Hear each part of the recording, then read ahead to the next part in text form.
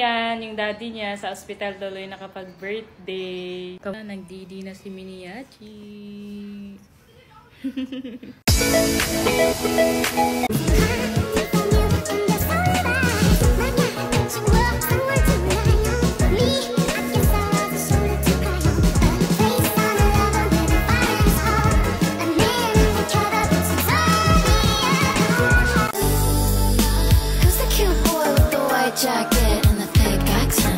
Ayan guys, update lang kay Baby Calix. Ngayon, pang-5 araw na namin to dito sa ospital. And sa Monday, uuwi na kami. Ayan, sipon lang yung sakit niya guys, wala siyang lagnat. So, sipon lang. Ayan, yung daddy niya sa ospital tuloy nakapag-birthday. Kamukhang-kamukha ng daddy, oh. At dahil mag-1 week na kami dito sa ospital, so dito din kami naliligo lahat. So, ayun, di namin nakakalimutan ganin yung sabon namin guys na ginagamit.